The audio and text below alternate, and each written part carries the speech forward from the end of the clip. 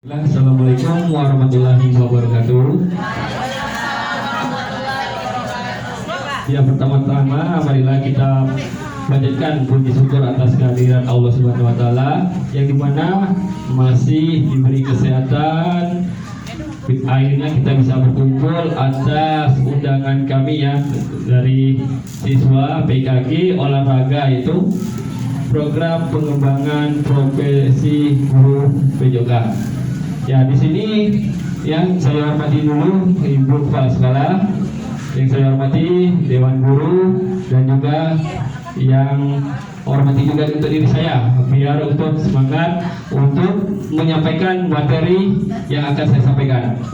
Ya baiklah, jadi untuk materi presentasi rencana tindak lanjut saya adalah rancangan pembelajaran berbasis proyek dengan sport edukasi model, yaitu dengan permainan danau beracun. Ya, next. Yang pertama, latar belakang sport education model adalah suatu pendekatan pembelajaran PJOK yang memberikan pengalaman belajar yang lengkap dalam konteks yang nyata di bidang olahraga. SEM adalah suatu program yang berdampak positif pada murid dengan memberikan kesempatan murid untuk belajar mengeksplor berbagai peran dalam tim. Nah, jadi maksudnya di sini ya, SEM itu adalah berpusat seluruh peserta didik ya melalui model pendidikan model SEM ini yang kami mengambil dana beracun. Jadi sehingga di sana dari murid untuk murid dan juga hasilnya untuk murid. Jadi kita sebagai guru sebagai fasilitator. Ya, lanjut. Tujuan. Jadi tujuan pembelajaran SEM ini adalah pengembangan keterampilan. Yang pertama, keterampilan sosial, kepemimpinan, komunikasi dan kerjasama, dan pemecahan suatu masalah. Yang kedua, peningkatan kepercayaan diri, yaitu keberhasilan mengatasi tantangan akan merasa lebih percaya diri. Yang ketiga, pembangunan hubungan, peningkatan motivasi untuk dapat meningkatkan motivasi. Keempat, peserta untuk mencapai tujuan, yaitu dapat memperkuat hubungan antar individu dalam suatu kelompok. 5. Meningkatkan konsentrasi, yaitu untuk meningkatkan daya fokus serta daya ingat terhadap suatu ide ya. Ya, lanjut, next. Jadi di sini ada juga capaian dan langkah-langkah dan hasil diharapkan untuk tiap tujuan. Yang pertama, capaian tujuan ya, capaian dan tujuan. Yang kedua, langkah-langkah. Yang ketiga, peran dan lini masa. Yang lini masa yang insya Allah bukti karyanya yang akan kami laksanakan nanti pada kosmetik atau pada tanggal 16 sampai 20 Desember yang insya Allah. Di situ juga kami akan menyampaikan bukti karya kami dan juga akan disampaikan juga langsung kepada siswa-siswanya. Yang lanjut.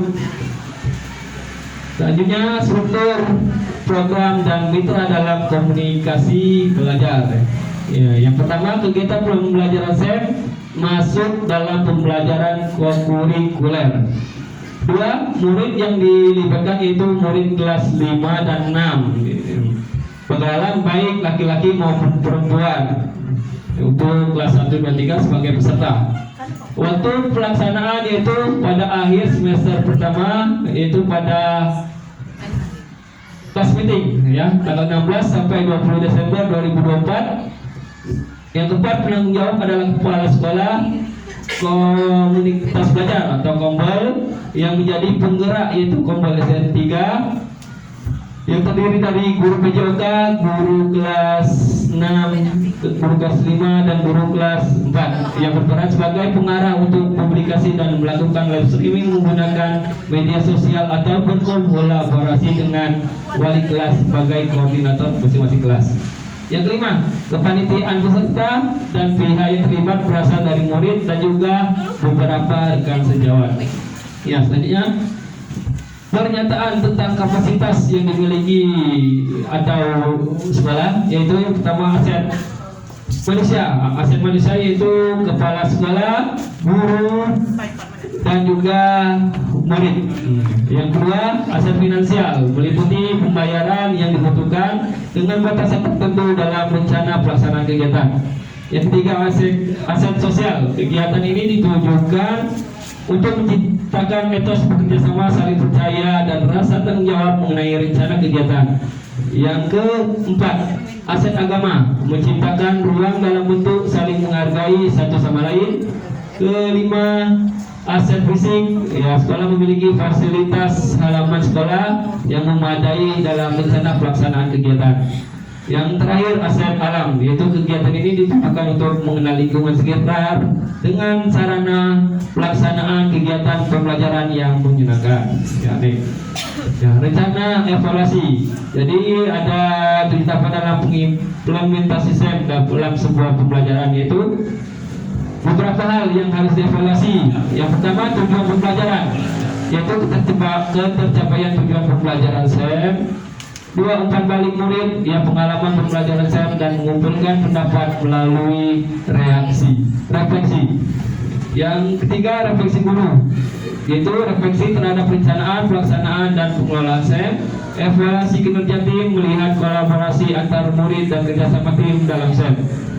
Yang kelima, mengevaluasi penerapan konsep fair play, sikap sportif selama pelaksanaan. Evaluasi adalah bagaimana murid menghormati aturan, menghargai lawan, dan menunjukkan etika olahraga yang baik. Yang keenam, manajemen kelas dan pengelolaan waktu, yaitu efektivitas dan kreativitas murid yang terlibat sesuai dengan peran masing-masing. Ya, nih. Yang kemungkinan tantangan, yaitu pengelolaan waktu, yaitu jadwal yang padat serta keterbatasan waktu untuk penyelenggaraan kegiatan.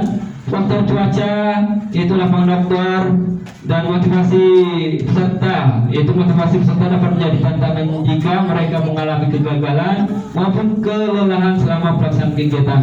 Yang keempat, manajemen tim, yaitu kesulitan dalam manajemen tim, terdapat perbedaan kemampuan, kepribadian maupun konflik antar pemain. Yang lima, evaluasi dan umpan balik, memberikan evaluasi yang efektif dan umpan balik yang konstruktif pada murid atau peserta. Yang keenam, keterlibatan komunitas dan orang tua. Jadi di sini ada tantangan dan juga ada solusi. Jadi solusinya itu penjadwalan yang efisien, dua, lokasi yang tidak begitu panas, tiga, dengan pendekatan positif dan pemberian motivasi tambahan melalui pujian. Yang keempat, keterbukaan komunikasi dengan negara agar meminimalisir konflik. Yang kelima, memberikan umpan balik secara individual pada peserta. 6, mengadakan pertemuan dan menjelaskan pembahasan program. Ya, terima kasih. Itu presentasi. Apakah Bapak Ibu ada saran atau tanggapan dari presentasi saya pada pagi hari ini? Dipersilakan. Ayo, silakan Ibu Sari, beri tanggapan.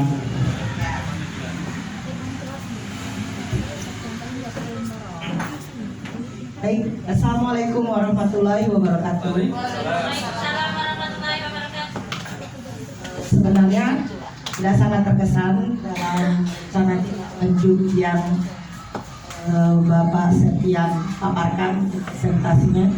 Cuma di sini yang saya perhatikan dari presentasi Pak Septian tadi, saya hanya ingin menanyakan, Pak, itu dalam presentasi yang Bapak paparkan tadi, siapa itu? Bapak tolong jelaskan dulu siapa sasaran yang Anda lakukan untuk pembuatan dalam pembelajaran yang berbasis project ini. Terima kasih. Ya, baiklah, terima kasih Ibu Sari.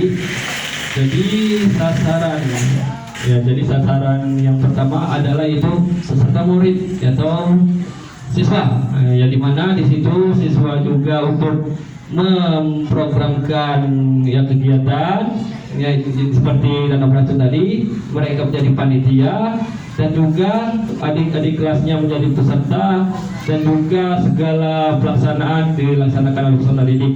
Kita sebagai guru ya sebagai fasilitator saja, yaitu untuk memfasilitasi apa kebutuhan mereka sehingga mereka menjalankan SEM itu.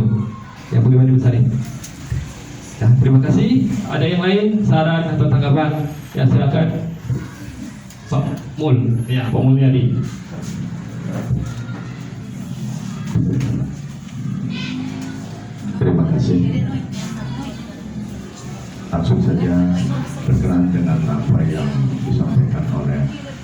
kami Septian, kami telah mendengar, kemudian telah melihat, memperhatikan apakah hukum kelas 4 dan 5 saja, kelas 5 dan 6 saja, sedangkan permainan yang sangat mengembirakan anak-anak ini kalau bisa dari tingkat kelas 1, 2, dan 3 itu sangat bagus sekali, karena di sini ada permainan-permainan yang sangat luar biasa yang Adita tadi sampaikan. Ini saja atas tambahan dari kami. Terima kasih.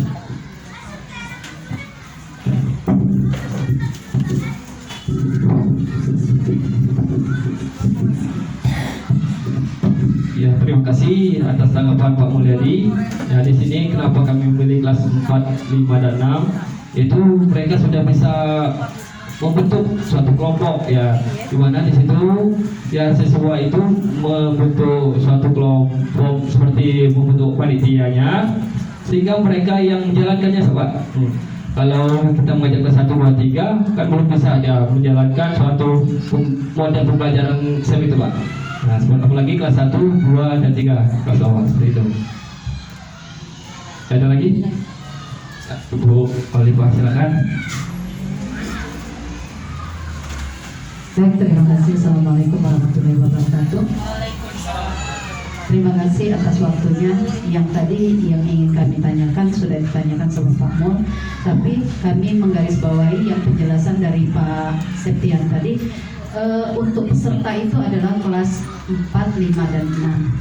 Sedangkan dalam penjelasan tadi kan itu peserta kelas 4, 5, dan 6. Berarti pesertanya adalah kelas 4, 5, dan 6. Sedangkan siswa yang lain itu bukan peserta, tapi adalah penonton. Benar tidak Pak? Ya, itu baik penjelasan dari kami. Assalamualaikum warahmatullahi wabarakatuh. Waalaikumsalam warahmatullahi wabarakatuh. Benar kata Ibu Olivia ya. Jadi untuk kelas bawah sekarang menjadi supporter atau jadi penonton dulu. Nah, sehingga jadi kelas 1, 2, 3 tetap hadir tapi menjadi sponsor biar meriah gitu. Oh ya. Ada lagi? Cukup. Ya, kalau cukup ya, terima kasih atas waktu dan tempatnya. Lebih kurang saya mohon maaf. Wabillahi taufik wal hidayah. Wassalamualaikum warahmatullahi wabarakatuh.